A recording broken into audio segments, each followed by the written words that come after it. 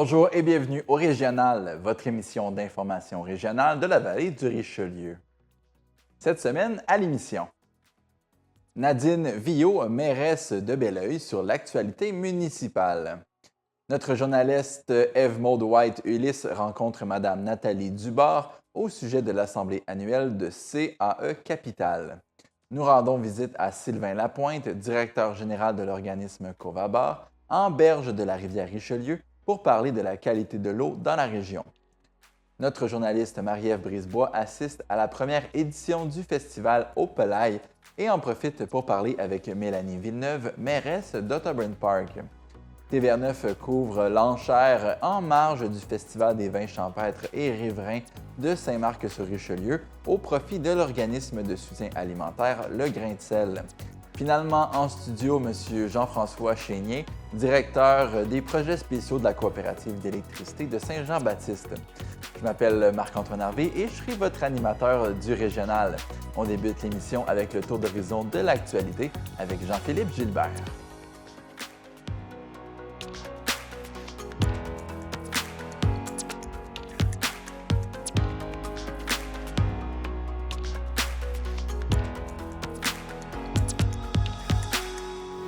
Le député du Bloc québécois, Xavier Barsalou-Duval, sonne l'alarme après un article du Globe and Mail révélant que la Banque de l'infrastructure du Canada avait accordé un prêt d'1 milliard à BC Ferries pour des traversiers construits par une entreprise d'État chinoise à la suite d'un appel d'offres auquel aucune entreprise canadienne n'aurait participé. Malgré la fin de la session parlementaire, le député bloquiste s'est rendu lundi, le 7 juillet dernier, pour une séance extraordinaire du Comité permanent des transports, de l'infrastructure et des collectivités de la Chambre des communes. Aux côtés du conservateur Dan Albas, il a déposé une motion adoptée pour forger la comparution, entre autres, des ministres Gregor Robertson et Chrystia Freeland dans les 30 jours pour répondre aux préoccupations d'un tel financement à une compagnie étrangère. Le député de Pierre Boucher, Les Patriotes Berchère, dénonce une insulte à l'industrie de l'acier québécois, ignorée au profit d'un acier chinois de moindre qualité, et ce, en pleine escalade commerciale avec la Chine. Seulement à l'intérieur de son propre comté, il soutient que c'est 1000 employés qui auraient accueilli à bras ouverts un tel investissement. Il accuse Ottawa d'incohérence, alors que la ministre Mélanie Joly promettait en tout début de mandat de privilégier l'acier local dans les projets d'envergure. À l'approche des élections municipales de novembre 2025, la Coalition des Montérégiennes lance un appel aux 31 villes concernées par les collines montérégiennes. Ce regroupement de 13 organismes vise à rallier les candidats et candidates à la mairie autour d'engagements clairs en faveur de la conservation et la mise en valeur de milieux naturels comme les monts Rougemont, Saint-Bruno et Saint-Hilaire. Parmi ces engagements, on parle de sensibiliser les gens au bon comportement en montagne, soutenir les actions locales en matière de conservation et profiter au maximum des sources de financement disponibles. Pour faciliter l'accès à l'information, la Coalition a publié en ligne une fiche d'information pour chaque colline montérégienne. On y retrouve des portraits du territoire et surtout des propositions d'actions concrètes pour les 4 prochaines années qui sont jugées comme déterminantes. L'appel est lancé pour que la nature devienne un enjeu électoral en Montérégie. Les inscriptions sont en cours pour le Grand Salon des Mondes inventés qui se tiendra au Musée des Beaux-Arts de Mont-Saint-Hilaire. Les artistes ont jusqu'au 8 septembre prochain pour soumettre leur candidature à l'événement qui se tiendra cet automne. Soit à travers un volet classique réservé aux médiums traditionnels ou par un volet numérique qui utilise des logiciels ou des applications, les artistes participants sont invités à combattre l'actualité souvent décevante en mettant en image leur vision d'un monde meilleur. Ceux qui arriveront à se démarquer se partageront plus de 4 000 $ en bourse, dont 2 prix d'excellence de 700 $. L'exposition concours du Grand Salon des Mondes inventés est réservée aux 18 ans et plus. Le formulaire d'inscription et tous les règlements sont disponibles sur le site du musée, section artistes. L'été est musical à Saint-Basile-le-Grand. La ville vous invite à la poursuite des dimanches sur le Parvis, une série de 3 spectacles gratuits en plein air à la place des Générations située au 205 rue principale. C'est Sally Falk qui prendra le relais de l'événement le dimanche 10 août prochain. Depuis plus de 15 ans, l'auteur, compositrice, interprète marque la scène québécoise avec son univers qui mêle humour, énergie et mystère. Venez profiter de cette ambiance unique alors que l'artiste présentera ses pièces à succès Heureuse infidèle, C'est moi la plus belle et Les heures de visite. 2 semaines plus tard, c'est le spectacle Entre nous si on chantait encore qui viendra clore cette 23e édition des dimanches sur le Parvis. Les spectateurs sont invités à apporter leurs chaises et en cas de pluie, des places seront disponibles en quantité limitée à l'église sur place. Lors des événements, une partie de la rue principale sera fermée, donc on invite la population à prévoir ses déplacements en conséquence. Dans le but d'offrir des moments rassembleurs et accessibles à la population, du cinéma en plein air sera disponible gratuitement dans la vallée du Richelieu. D'abord, la ville de Carignan invite la population à aller voter sur leur portail citoyen pour choisir les films qui seront présentés lors de la soirée du 8 août au Parc du Domaine et celle du 22 août au Parc Forget. La ville de Mont-Saint-Hilaire a quant à elle annoncé la programmation de son événement Vue sur la montagne. Tous les mercredis du mois d'août, les citoyens sont invités au pavillon Isaac Van Dandegg pour se détendre en famille devant un film tout en savourant un décor naturel. La programmation 2025 offrira entre autres les récents films québécois Mademoiselle Bottine et La Petite et le Vieux. Aucun besoin de billets ou d'inscription et du maïs soufflé sera offert sur place. L'invitation est lancée et on souhaite à tous et à tous bon cinéma. Mont-Saint-Hilaire, parmi les villes les plus heureuses du Québec, c'est ce que révèle le plus récent sondage de la firme Léger qui dresse la liste des municipalités où les citoyens se disent les plus satisfaits de leur qualité de vie. C'est une progression très marquée pour Mont-Saint-Hilaire qui a passé du 34e rang en 2021 au 2e rang cette année. Elle rate même de très peu la première place avec un indice de bonheur à seulement 0,1 % de la tête. Parmi les sujets les plus vantés chez la population hilaire-montaise, on retrouve la proximité de la nature, les événements offerts, les infrastructures de qualité et l'accès aux transports en commun. La municipalité a aussi toujours été reconnue pour ses engagements en faveur du développement durable. En plus de Saint-Basile-le-Grand au 6e rang, on retrouve également dans ce palmarès les villes de Belleuil et Chambly.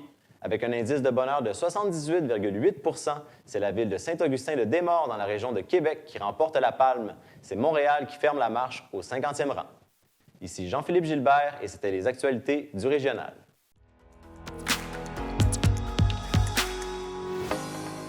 On reçoit maintenant en studio Nadine Viault, qui est la mairesse de Belleuil. Bonjour, Madame Viault. Bonjour.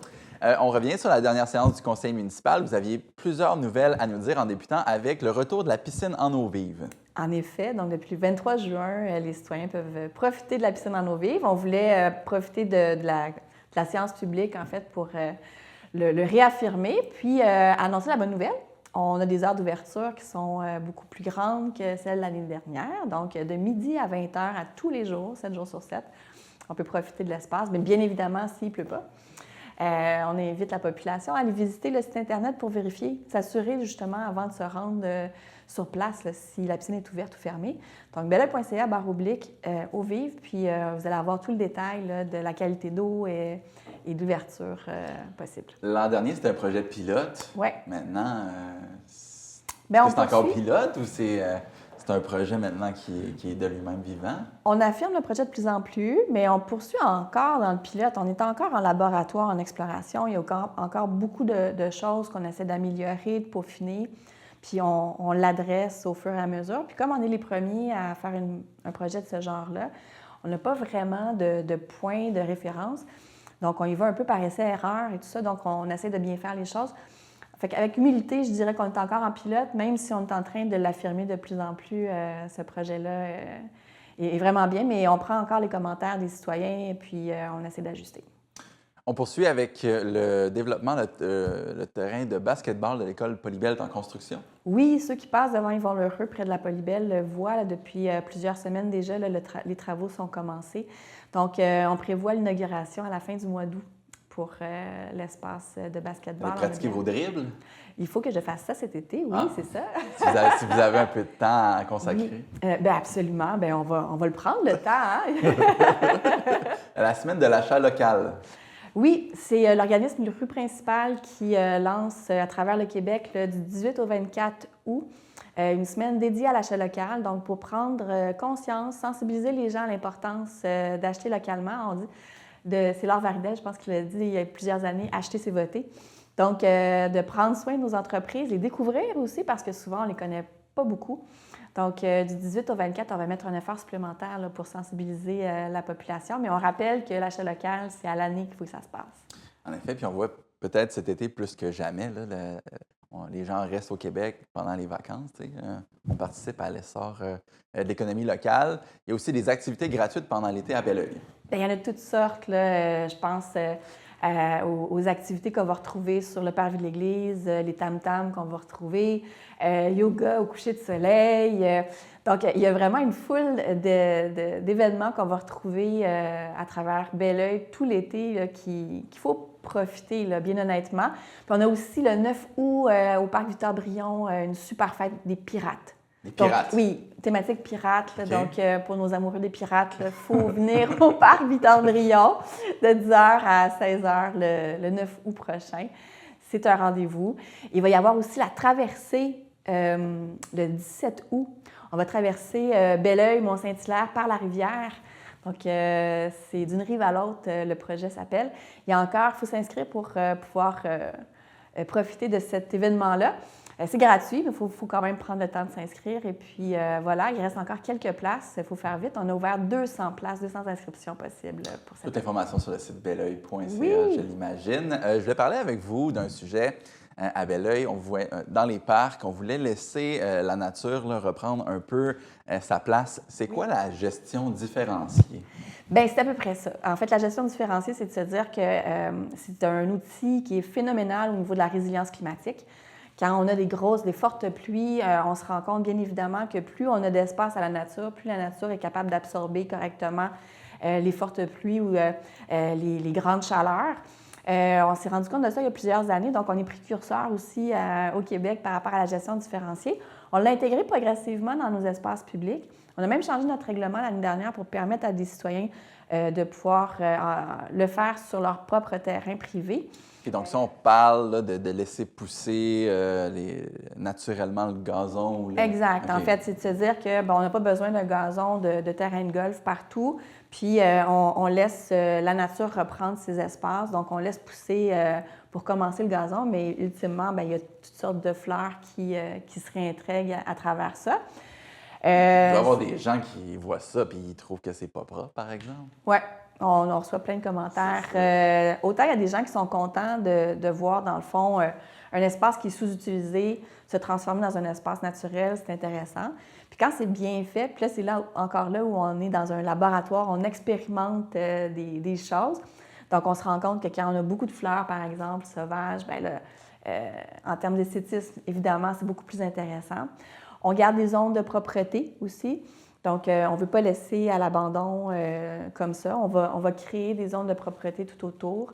On va laisser aussi des espaces sur les sentiers pour permettre là, justement aux gens de ne pas se sentir dans les hautes herbes dans le parc. Mais malgré ça, cette année, on a fait un pas de géant et puis là, on fait un pas de recul. Donc, un pas de géant, donc on s'est investi dans plusieurs parcs.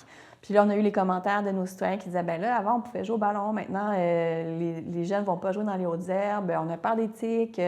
Donc, il y a toutes sortes d'appréhensions qui sont apparues parce qu'on a utilisé des plus grandes surfaces pour profiter de la gestion différenciée.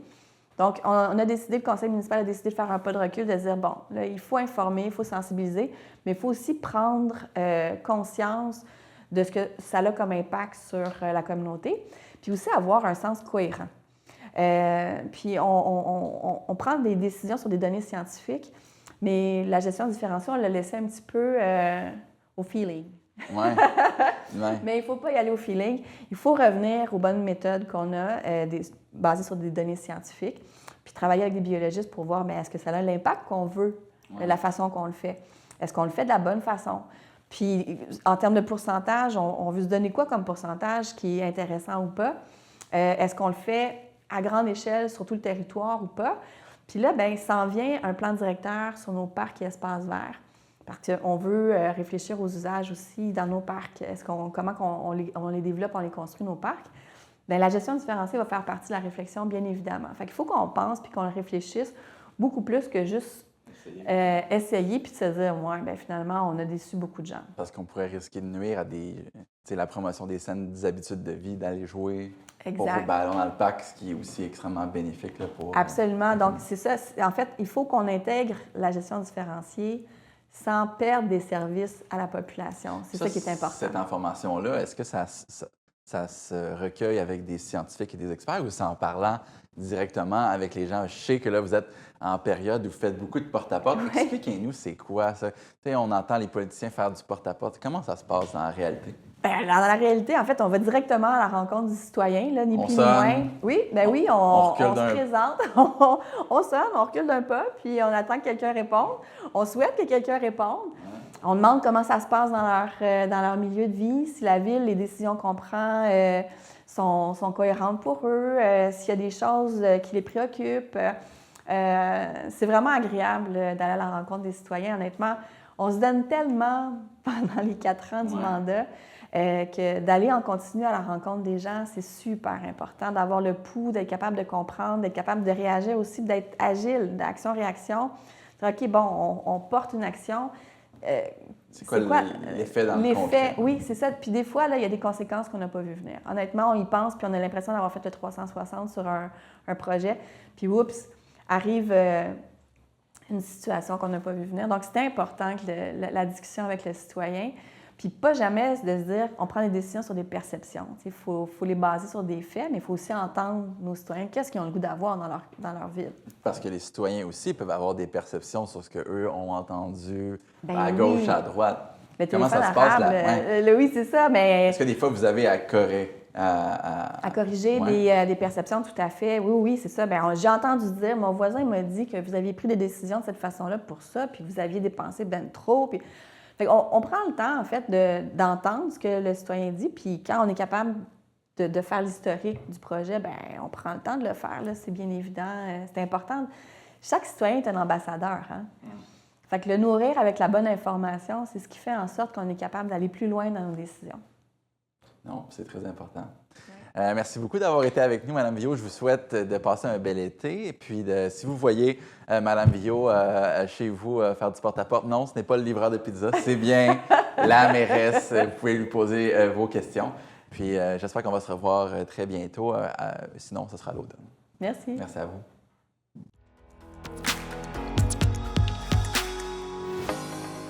Je suis aujourd'hui à CAE Capital avec la directrice générale, Mme Nathalie Dubord. Bonjour, Mme Dubord. Bonjour, ça va bien? Ça va très bien. Merci de nous recevoir dans vos locaux. Bienvenue. Merci d'être chez nous. C'est magnifique, premièrement, et très confortable. Donc, c'est quoi, pour ceux qui ne savent pas, CAE Capital? CAE Capital est un organisme sans but lucratif qui a été créé il y a 40 ans. On vient d'ailleurs de fêter notre 40e anniversaire, qui vient en support aux entreprises, soit pour les créer, soit pour les financer et surtout pour les propulser. On offre du financement, particulièrement du financement à court terme, et on offre également de l'accompagnement.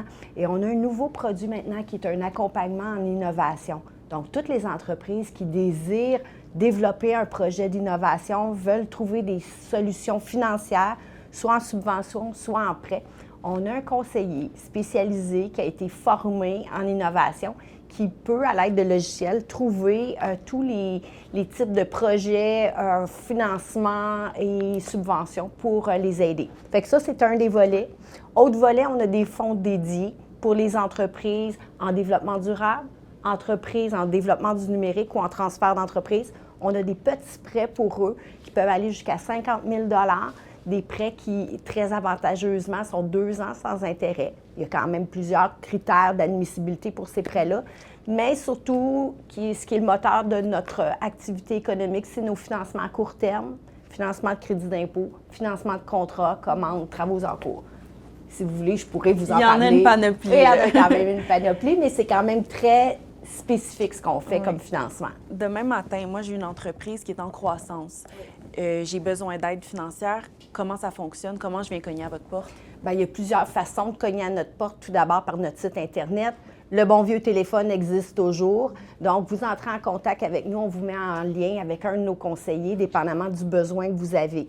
Donc, si c'est un besoin plus d'accompagnement, d'aide technique, bien, certaines personnes vont pouvoir vous aider. Si c'est plutôt un besoin financier, on va regarder avec vous des solutions à court terme. On est des spécialistes à court terme. On intervient avec les institutions financières traditionnelles, vraiment en complémentarité. Fait qu'on va regarder ce que vous avez déjà en place, puis on va essayer de bonifier l'offre avec un financement d'un actif spécifique. Fait que ça peut être des nouvelles commandes que vous avez, ça peut être des contrats, des travaux en cours, mais ça peut être aussi tout type de crédits d'impôt qui sont remboursables. Donc, nous, on va s'attacher sur cet actif-là, la commande ou le crédit d'impôt, puis on va vous avancer les sommes nécessaires pour poursuivre là-dedans.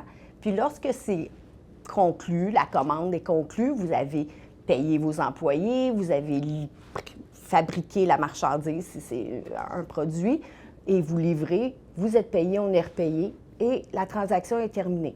On va vous suivre comme ça au fur et à mesure que vous en avez besoin.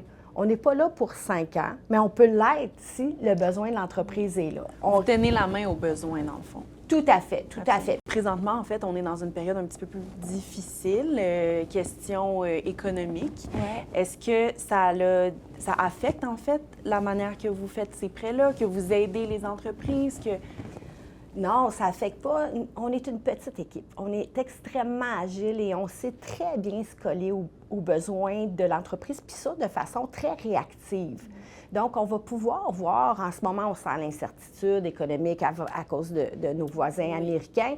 Il y a beaucoup moins d'investissements qui se font sur le territoire. Il y a moins d'achats d'équipements puis tout ça, mais les besoins de liquidité sont toujours là. Peut-être que dans certains cas, les institutions financières traditionnelles sont peut-être un petit peu plus prudentes. C'est ça, il y a plus de prudence. Exact, mais nous, on va être capable d'aller combler cette difficulté-là qu'on peut retrouver sur le marché. Donc, en ce moment, nous, ce n'est pas une période creuse. Bien au contraire, nos conseillers travaillent super fort. Il y a beaucoup, beaucoup de demandes, mais peut-être un petit peu différentes. Moins pour de l'acquisition, moins pour de la croissance, mais beaucoup plus pour de la structuration, pour maintenir les contrats qui sont en place.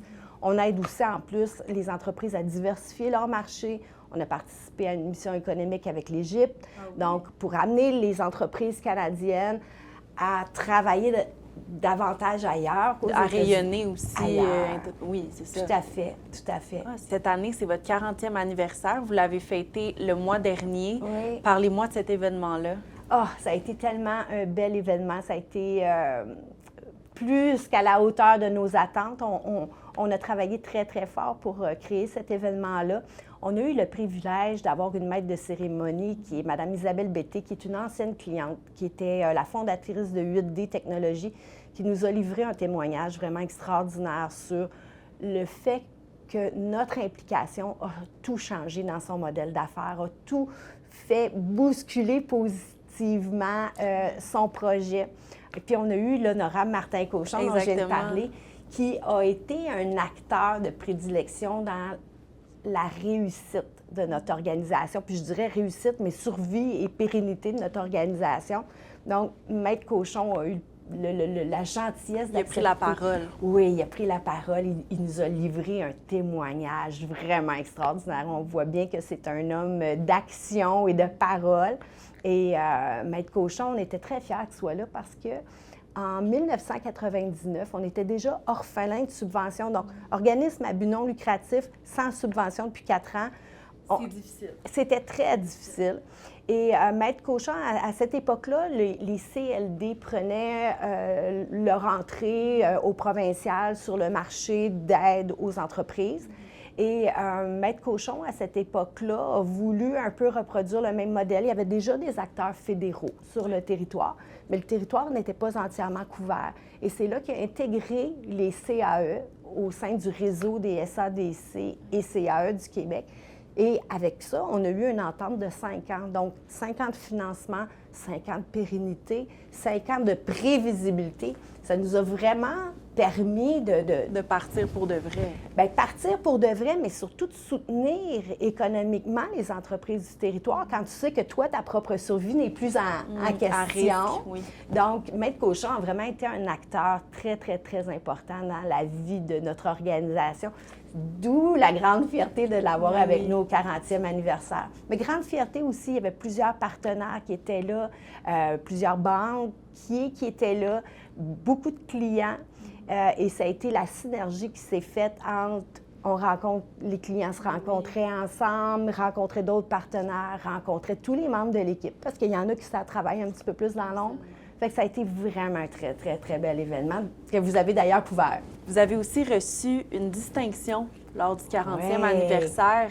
Quelle fierté! C'est magnifique. Ça a été signé par Simon Jolin Barrette, le député de Bordua. Oui, ministre également. Oui. Donc, à notre grande surprise, le bureau du député a parlé à Marilyn, notre adjointe, pour annoncer que lors de l'événement du 40e anniversaire, soit Maître Jolin Barrette serait là, ou encore son adjointe, son attachée de presse, Isabelle Tremblay. Donc, on a eu le privilège, et ça, personne n'était au courant. Il n'y avait que Marilyn et moi qui étaient au courant qu'on allait recevoir cette distinction-là. Donc, c'est vraiment une très, très belle reconnaissance du travail qu'on fait parfois dans l'ombre, mais qu'il y a eu cette reconnaissance-là de la part de nos homologues, là, plutôt nos politiciens du territoire qui ont reconnu ce que l'on a pu faire pendant 40 ans auprès des entreprises locales. Bien, félicitations à vous et Merci. à toute l'équipe. À toute l'équipe, tout à fait. Absolument. Tout parce à fait, on ne que fait pas ça tout seul. C'est sûr que vous êtes une équipe qui travaille fort pour voir tout ce que vous faites localement. Merci beaucoup, Madame Dubord, de m'avoir reçue dans vos locaux. Merci à vous, merci beaucoup.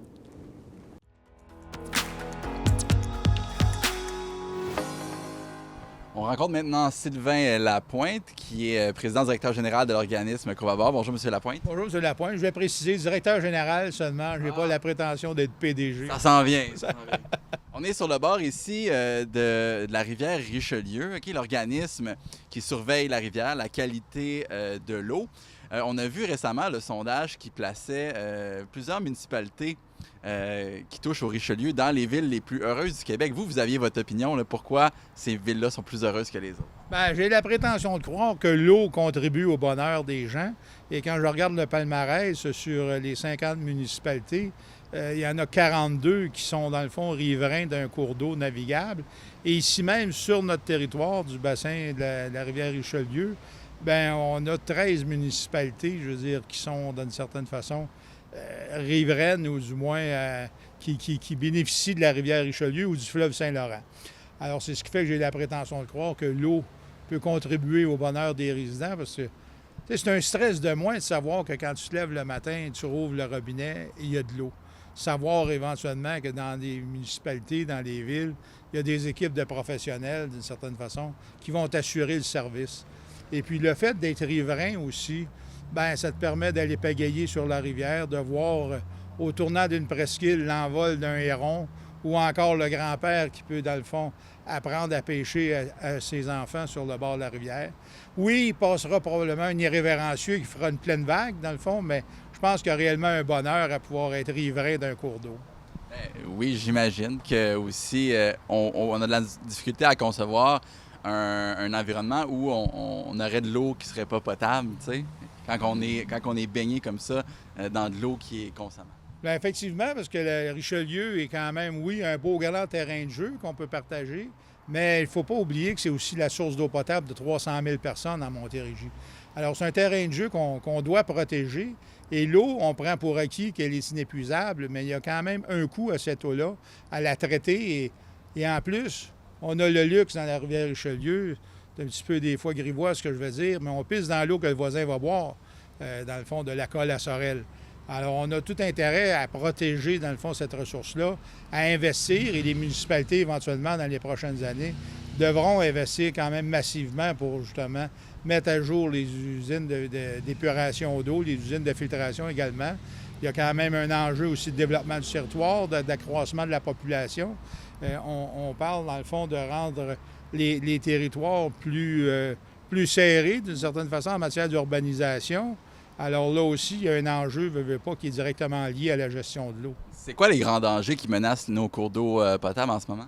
Bien, c'est sûr qu'il y a encore une dimension reliée à la pollution agricole. Les pollutions agricoles, je dirais pas nécessairement par les pesticides, mais par le fait que les bandes riveraines, malgré les efforts qui ont été faits dans les 25 dernières années, sont encore à développer parce qu'en faisant une bande riveraine adéquate, ça permet d'une certaine façon de diminuer la sédimentation qui va vers la rivière.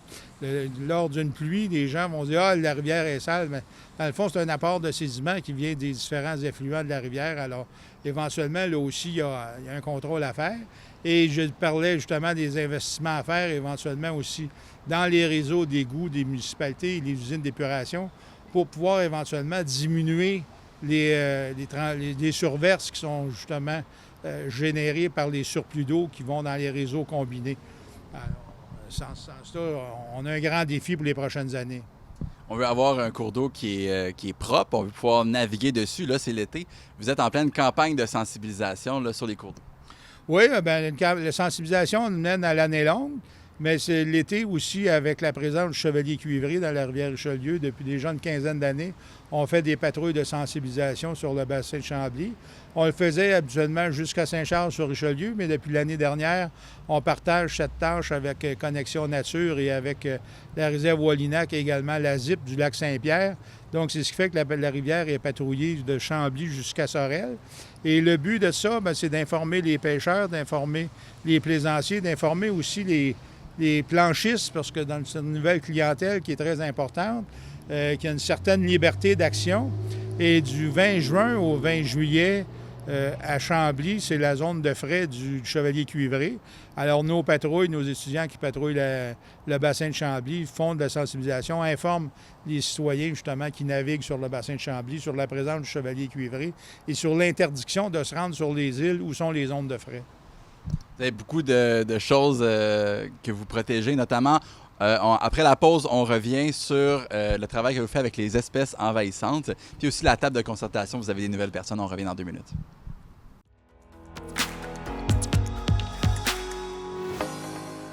On est toujours sur les berges de la rivière Richelieu avec M. Sylvain Lapointe, qui est directeur général de Covabar. Vous avez fait du travail récemment pour essayer d'enrayer une espèce qui était menaçante, celle de la châtelaine d'eau. La châtaigne d'eau, effectivement. Depuis déjà plus de 10 ans, on faisait du contrôle de châtaigne d'eau dans la rivière du Sud, à la hauteur d'Henryville, et également dans la rivière Richelieu, de Saint-Jean jusqu'à la Colle. Et l'année dernière, lors d'une patrouille, on a trouvé une talle de châtaigne d'eau dans la rivière L'Acadie, à la hauteur de Carignan. Alors, c'est ce qui fait qu'on a eu un mandat cette année de prospection de la part du ministère de l'Environnement pour justement voir l'étendue de la châtaigne d'eau dans la rivière L'Acadie, de Carignan jusqu'à la hauteur de Saint-Jean. Alors, c'est un de nos projets cet été, là. Ça ressemble à quoi une châtaigne d'eau? Une châtaigne d'eau, c'est comme une espèce de... Comment je pourrais dire? Une espèce de petite corolle, d'une certaine façon, comme des pétales, mais au centre, il y a une noix. Et c'est cette noix-là, c'est pour ça que c'est une châtaigne d'eau, donc c'est comme une noix. Et lorsque c'est une plante qui est grimpante, qui prend sa source dans le fond de la rivière, et ces noix-là peuvent durer jusqu'à 5 ans, 10 ans au fond de la rivière avant de se développer. Alors, et c'est une plante qui a quand même un niveau de prolifération assez important. Alors, ça fait en sorte qu'elle crée pratiquement des tapis dans l'eau qui font en sorte que ça bloque la lumière dans l'eau, donc ça bloque tout le développement de la biodiversité. Donc, une fois, est-ce qu'on est capable d'enrayer cette plante-là? Comment on fait pour l'enlever? Bien, on l'arrache à la main. Alors, on a des bateaux exprès, genre les fameux bateaux thaïlandais qu'on a, là, des bateaux plats avec une longue perche sur le moteur pour aller dans les eaux les moins profondes possibles. Et d'ailleurs, l'année dernière, dans la rivière du Sud, l'eau de la rivière Richelieu, le niveau d'eau était tellement haut qu'on a pu atteindre des niveaux de la rivière du Sud qu'on n'avait jamais atteints. On a pratiquement remonté à sa source. Alors, puis actuellement, on a quand même un très bon contrôle parce que depuis qu'on fait l'éradication, ça se fait à la main, comme je le disais. À tous les années, on diminue d'une certaine façon le volume de châtaigne d'eau qu'on arrache. Alors, c'est quand même bon signe à ce niveau-là. Mais c'est un travail de longue haleine. J'imagine que ça va prendre du temps. Finalement, pour terminer, il y a des nouvelles personnes sur la table de concertation. Expliquez-nous comment c'est passé, pourquoi c'est important. Oui, bien, la table de concertation, dans le fond, c'est ce qui réunit l'ensemble des acteurs de l'eau de notre territoire. Je tiens à rappeler que notre territoire, de notre bassin versant, va de Venise en Québec aux lignes des lignes américaines jusqu'à Sorel, dans l'axe de la rivière Richelieu, et de Brossard jusqu'à Sorel, dans l'axe du fleuve. Alors, c'est quand même un grand territoire qui regroupe 66 % de la population de la Montérégie et 11 % de la population du Québec est sur notre territoire. Donc, la table de concertation réunit l'ensemble des acteurs de l'eau des différents secteurs économiques, municipaux et communautaires pour faire en sorte, d'une certaine façon, de donner une orientation à notre plan directeur de l'eau. Le plan directeur de l'eau qui est une planification stratégique de la gestion de l'eau pour l'ensemble du territoire. Et à sa création, il y a déjà 25 ans, le Covabar avait une table de concertation de près de 90 personnes. Avec le temps, cette table s'est étiolée d'une certaine façon parce que le plan directeur de l'eau a été mis en place. On a passé à sa mise en œuvre, dans le fond, en faisant des actions qui répondaient aux besoins. Et la table de concertation avait été intégrée au conseil d'administration. Avec le temps, on s'est aperçu, si on voulait se redonner des orientations claires pour la région, on devait se recréer une table de concertation indépendante du conseil d'administration. Alors, c'est ce qu'on a fait dans la dernière année. Et début juillet, on a procédé à l'élection des premiers membres de la nouvelle table de concertation du COVABAR qui se mettra en action au début de l'automne prochain. Ça va regrouper 48 personnes. On est encore en recrutement. S'il y a des gens qui sont intéressés, ils peuvent, dans le fond, consulter notre site Internet covabar.qc.ca à table de concertation et ils pourront avoir tous les détails, justement, sur la table de concertation. Monsieur Sylvain Lapointe, je rappelle, vous êtes le directeur général de l'organisme COVABAR. J'invite tous les gens à la maison à aller visiter votre site Internet puis à profiter là, d'avoir un plan d'eau comme ça à disposition. On a également une page Facebook aussi qui est assez prolifique, alors on invite les gens à consulter nos documents. Merci. Merci à vous.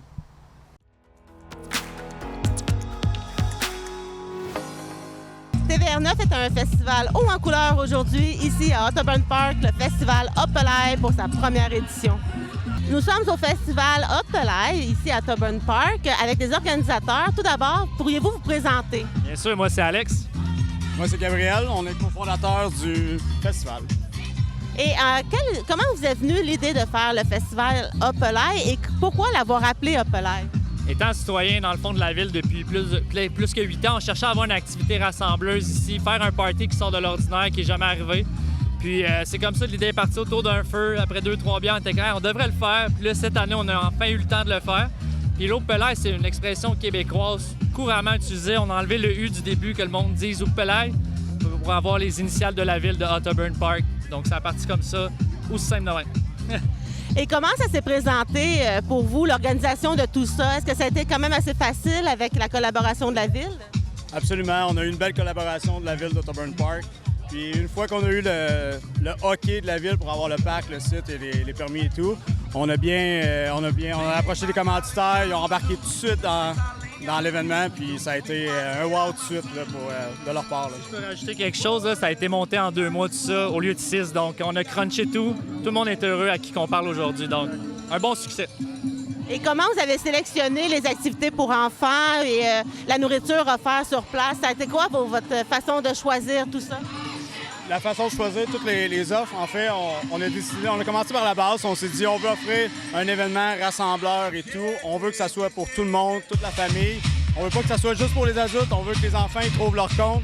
Puis on a été approchés par des gens. Ils ont tout de suite sauté sur l'idée, comme les commanditaires. Puis on a rajouté des choses. Puis ça s'est fait tout ça en quelques mois. Voilà. Si je peux rajouter quelque chose, là, on a eu beaucoup de commandites.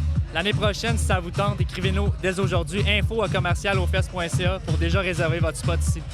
Oui, parce qu'il faut mentionner, c'est pas votre premier événement. C'est pas la première fois que vous faites quoi dans le genre? Oui, c'est le premier événement de musique électronique avec une grosse scène de même. Moi, j'avais l'habitude de faire des événements de jeux vidéo.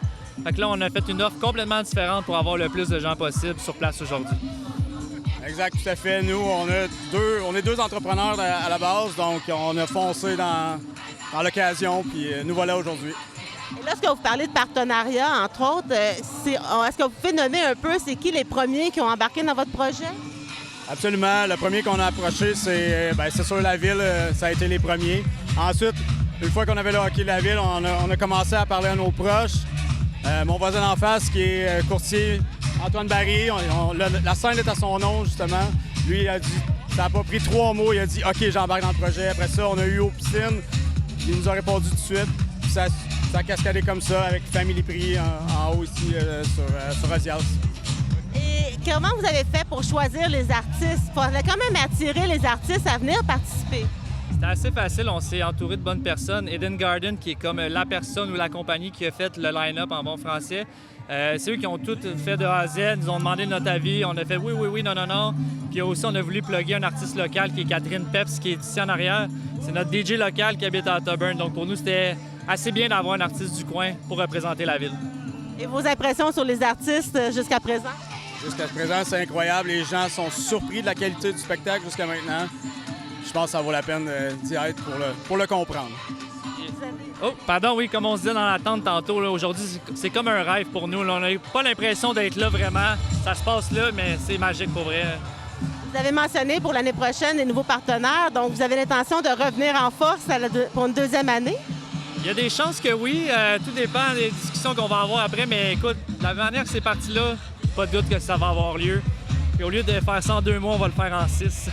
Je ne vendrai pas le punch, mais il y a quelques partenaires qui nous ont déjà nommé leur confiance pour l'année prochaine, qui sont avec nous autres. Bien, c'est merveilleux. On vous laisse profiter de votre événement. Merci beaucoup d'avoir répondu à mes questions. Merci beaucoup. Merci, à la prochaine. Madame Villeneuve, vous êtes la mairesse de Tauburn Park. Vous êtes ici présente au Festival Opelay. Quelles sont vos impressions jusqu'à présent? On est super contents de cette première expérience-là. Ça réunit quand même beaucoup de partenaires. L'équipe a vraiment réussi à aller chercher comme des gens comme Nomades Santé qui sont ici pour la sécurité. Fait que vraiment, c'est fun de voir toute la communauté là, à travers tout ça. Là. Selon les organisateurs, ça s'est fait quand même assez rapidement, en quelques semaines. Donc, la Ville a dû accélérer un peu le processus ou ça a quand même bien été? Ah, ça a super bien été, là, dans le fond. Là. Je pense que c'est des professionnels aussi à travers tout ça. Puis, nous autres, quand ça nous a été présenté, il y a un grand enthousiasme. Fait qu'on a travaillé beaucoup en collaboration avec eux là, pour voir comment est-ce qu'on pouvait mettre ça de façon sécuritaire aussi, s'assurer que tout le monde est confortable aussi. Là. On est sur le site de Pointe-Valène, qui est quand même une belle fierté pour Tauburn Park. C'est un peu votre site de prédilection pour ce genre d'événement-là? Oui, en effet. Il y a toujours beaucoup de choses qui se passent ici. C'est drôle parce que dans pas longtemps, on va avoir du yoga là, dans les prochains jours. Fait que oui, c'est ça. Ça change beaucoup de soirée en soirée.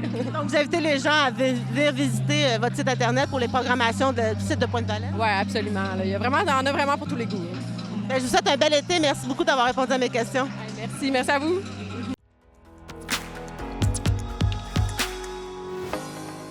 À l'occasion du Festival de vin champêtre et riverain de Saint-Marc-sur-Richelieu, un gala a été tenu avec un encan, et ce, au profit de l'organisme Le Grain de sel, qui participe à l'aide alimentaire dans la région. Cette année, plus de 10 000 $ ont été récoltés, et on écoute le président de Saint-Marc en affaires, ainsi que la directrice générale de l'organisme Le Grain de sel.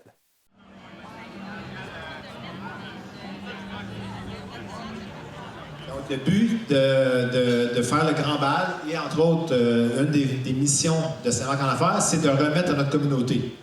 Donc, tout ce que vous voyez ce week-end, c'est pour remettre à notre communauté, de faire rayonner Saint-Marc pour que ça tombe, tout le monde en bénéficie à la fin. Donc, tous les entrepreneurs qui sont ici de Saint-Marc vont en bénéficier, et ceux de l'extérieur aussi. Et ce soir, on a décidé en groupe, puis je pense que ça va de soi que le premier grand bal soit au profit du grain de sel. Je ne sais pas s'il y en a dans la région qui connaissaient le grain de sel. Si vous ne le connaissez pas, vous avez avantage à le connaître. C'est un organisme c'est un organisme d'entraide familiale, donc qui aide les familles dans le besoin, autant au niveau alimentaire qu'au niveau social, au niveau psychologique. Il y a différents sports. Les gens vont vous en parler bientôt. Je vais les inviter à venir vous en parler. Et les profits de l'encan de ce soir vont tout au grain de sel. OK? Je vois peut-être un peu le discours de Mme Miller ou de M. Letendre, mais je vous le dis, on va vous le répéter, l'encan de ce soir, tous les profits, c'est toutes des choses qui nous ont été données. Donc, c'est des dons qu'on a eus. Il n'y a personne on n'a payé aucun item là-dedans. Tout ce que vous allez miser là-dessus, ça va au grain de sel pour les aider. C'est bon?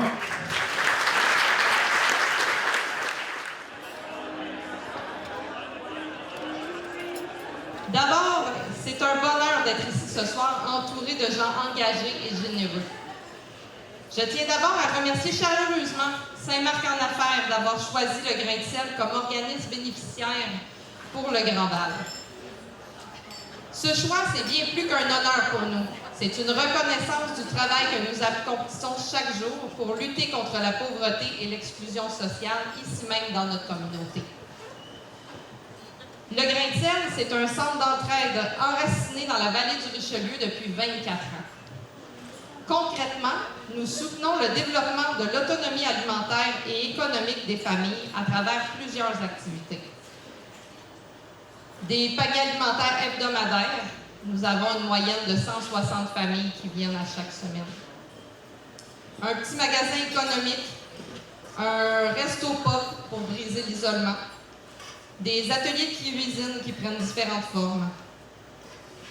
On a aussi un nouveau service de repas prêts à manger qui est maintenant offert pour tous, avec des prix compétitifs et une touche de solidarité, puisqu'à chaque tranche de 20 $ d'achat, on remet un plat individuel dans nos paniers alimentaires.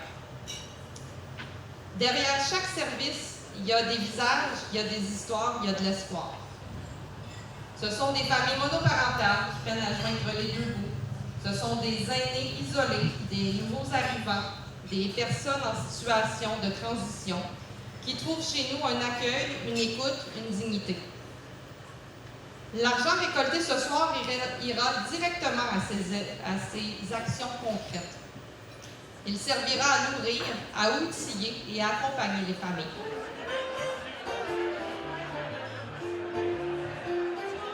Bon, merci Saint-Marc-en-Affaires. On est très choyés de compter sur votre support financier. L'alimentation, je ne sais pas si vous le savez, mais il y a des sans-abri à Belleuil. À Saint-Marc, sur les 150, 160 familles, il y a des bénéficiaires du grain de sel. Fait que ce soir, c'est pas pour rien. Vous allez aider des gens de votre communauté. Fait que, sérieusement, l'encre silencieux, allez-y, comment dire, intensément. Parce que moi, je vais y aller de façon intense aussi. Donc, sérieusement, merci beaucoup, on l'apprécie, et bonne soirée, et merci encore.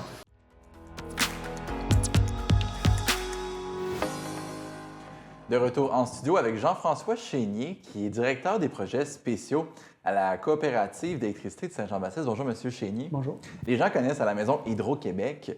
Ouais. Expliquez-nous la coopérative, comment ça fonctionne. En fait, la coopérative a été fondée il y a plus de 80 ans par des agriculteurs parce qu'à l'époque, en fait, les compagnies privées électrifiaient le centre, le cœur des villages, mais la zone rurale n'était pas électrifiée. Donc, il y a des agriculteurs qui se sont regroupés, qui ont fondé une coopérative il y a plus de 80 ans dans la région de Saint-Jean-Baptiste et qui ont fondé donc la coopérative.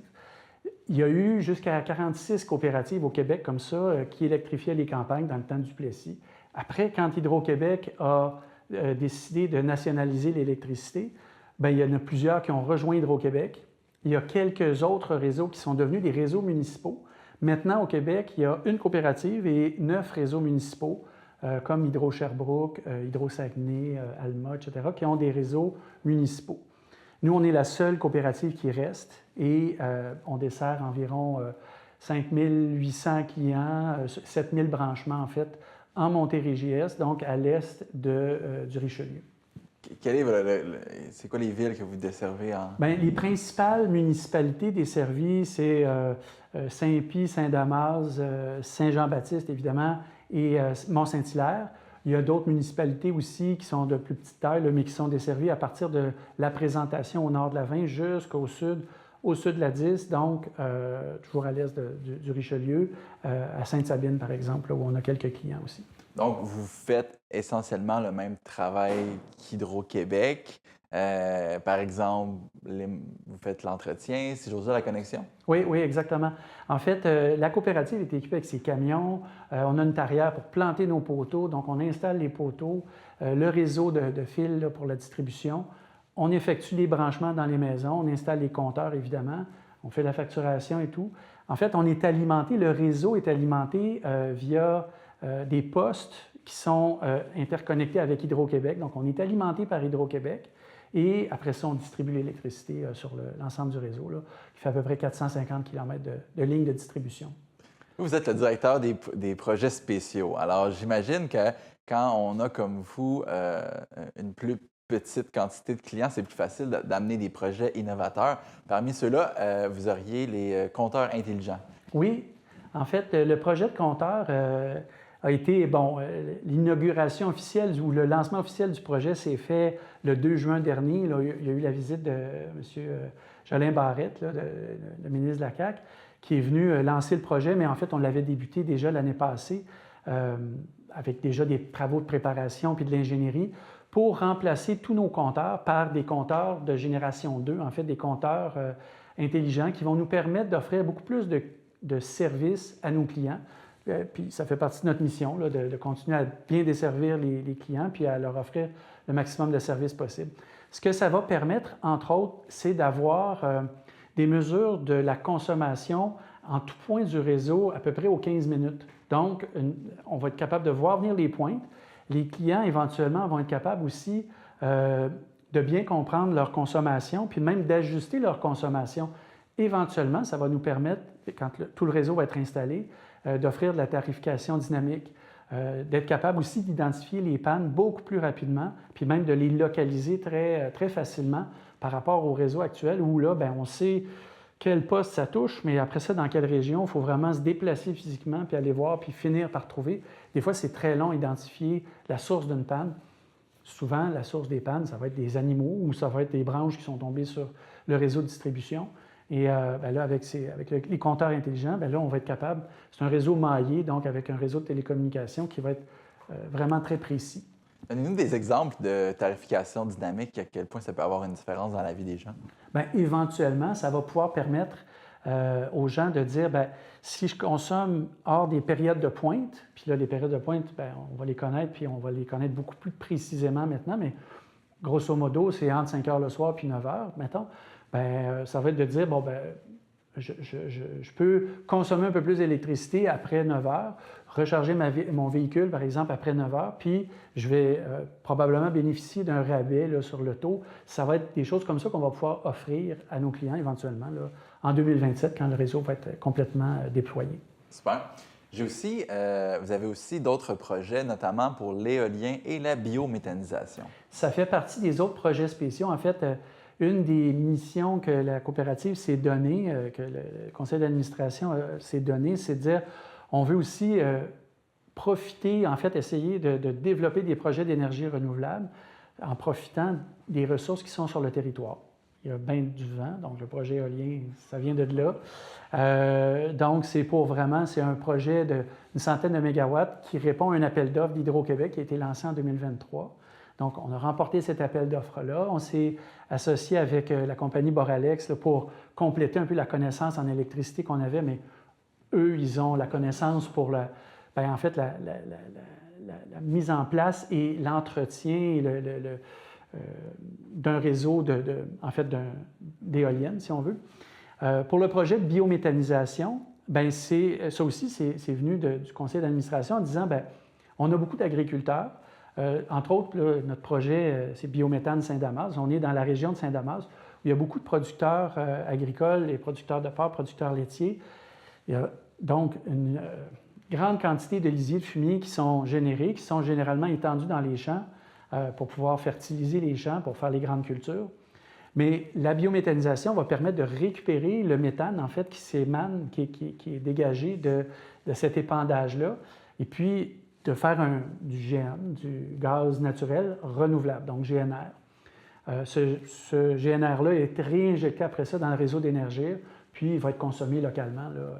Donc, c'est vraiment un circuit local. Parce que c'est du gaz qu'on aurait perdu de toute façon. Qui est exactement ça, puis qui a un pouvoir de réchauffement climatique qui est entre 30 et 60 fois ce qu'une molécule de CO2 peut produire. Donc, c'est vraiment intéressant de pouvoir la récupérer, puis de la brûler, parce que lorsqu'elle est consommée, brûlée, bien, elle se transforme en eau et en gaz carbonique. Donc, elle devient beaucoup moins polluante. Et pour ceux qui ont des terres comme ça, est-ce que le produit avec lequel ils fertilisent leurs terres est aussi bon par après? En fait, c'est un meilleur produit parce qu'évidemment, au lisier fumier, il faut rajouter d'autres produits, toujours des produits issus de l'agriculture, donc des déchets de pommes, des déchets de légumes, des choses qui ne sont même pas consommables par les animaux. Donc, on récupère, on mélange tout ça dans la soupe et le résultat de tout ça, une fois que le gaz est enlevé, le digestat, en fait, devient une matière fertilisante vraiment intéressante qui permet même de remplacer certains engrais minéraux que les agriculteurs doivent rajouter. Donc, ils ont moins besoin d'en acheter. Fait au global, c'est vraiment... D'une pierre deux coups. Exactement, c'est très important. Pour terminer, on parle aussi, c'est l'été, les arbres poussent. Vous avez des recommandations, des conseils là, pour ceux qui doivent couper les arbres? Absolument. Une des valeurs de la coop, c'est aussi la santé et sécurité, autant pour nos employés, nos monteurs que pour nos membres. Donc, c'est bien important de porter attention aux lignes électriques. Évidemment, les gens ont des piscines, des fois avec les perches pour les puises ou des trucs comme ça, on peut s'approcher sans s'en rendre compte. Il faut faire très attention. Il y a aussi, évidemment, toute la végétation. Il peut y avoir des arbres qui sont proches ou même sous les lignes. S'il y a un problème autour d'une d'une ligne de distribution qui appartient à la coopérative, il faut juste appeler à la coopérative ou écrire directement là, sur le site Internet. Puis on envoie des équipes, à ce moment-là, c'est gratuit là, pour faire les montages ou l'abattage d'arbres qui pourraient nuire à une ligne de distribution en fait, d'électricité. Toutes les formations sur le site coopsjb.com. Monsieur Chénier, merci beaucoup d'avoir été avec nous. Je rappelle, vous êtes directeur des projets spéciaux à la coopérative d'électricité de Saint-Jean-Baptiste. Je vous souhaite un bon été et aux gens à la maison d'agir avec sécurité. Exactement. Merci beaucoup. Merci, au revoir. Merci, au revoir.